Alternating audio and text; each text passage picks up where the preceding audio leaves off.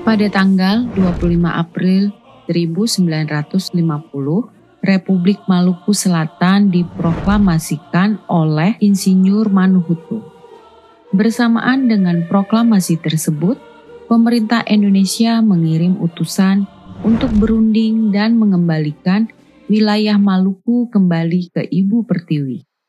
Akan tetapi, upaya itu gagal. Maka pemerintah pusat menggunakan upaya militer dengan menugaskan Kolonel A.E. Kawilarang yang saat itu sedang dalam penugasan di Makassar untuk bergerak ke wilayah Maluku menumpas pemberontakan RMS.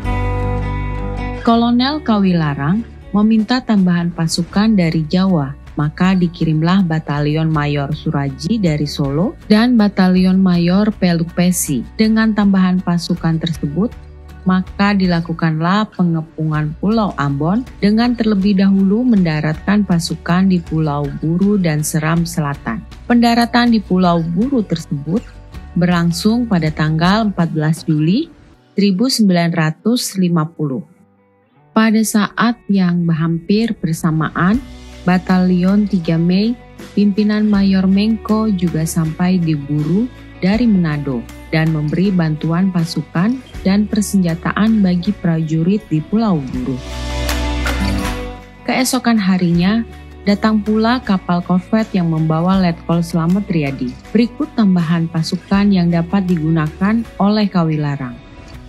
Sehingga kekuatan bertambah untuk melakukan gerakan berikutnya menduduki Namlea, Pulau-Pulau Seram, Tanibar, Aru, Kei, dan beberapa pulau kecil di selatan yang pada akhirnya Pulau Ambon benar-benar terkepung secara taktis dan ekonomis. Tidak semua pendaratan dapat berjalan dengan mulus. Di tempat-tempat tertentu, Angkatan Perang Republik Indonesia Serikat mendapatkan perlawanan sengit dari pasukan RMS.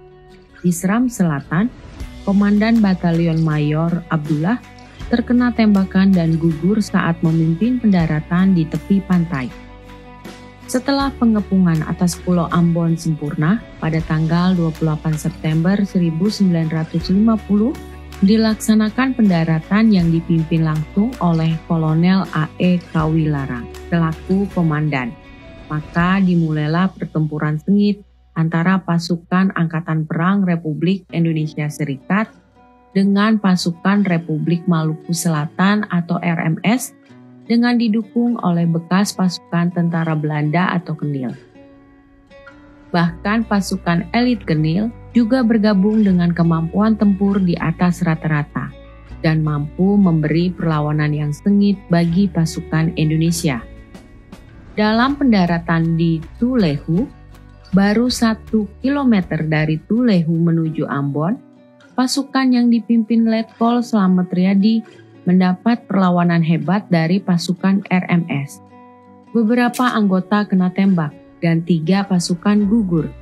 Bahkan beberapa hari setelah itu, saat gerak maju di daerah Suli, Letkol Slamet Riyadi tertembak lengannya. Naas menimpa Letkol Sudiarto yang melakukan pendaratan di Hitu Lama atau Hitu Mesi. Sebelum sempat mendarat, saat pintu LCM dibuka, ia kena tembakan musuh di perutnya. Dalam keadaan luka parah, ia sempat dibawa ke kapal rumah sakit Wai Balong untuk menjalani operasi.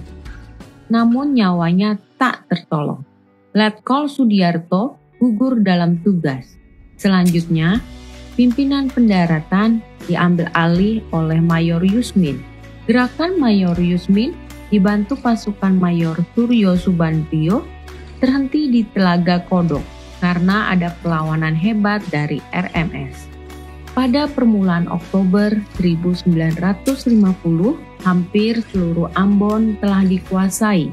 Namun di Waitatiri, TNI atau APRIS mendapatkan perlawanan hebat dari RMS. Pertempuran Waitatiri tersebut berlangsung hampir 4 minggu.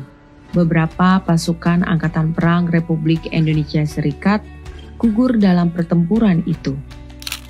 Tahap berikutnya, Pasukan Kawilarang dipersiapkan menyerang kota Ambon pada 3 November 1950. Kawilarang membutuhkan tambahan pasukan yang datang dari Makassar, Buru, dan Tulehu.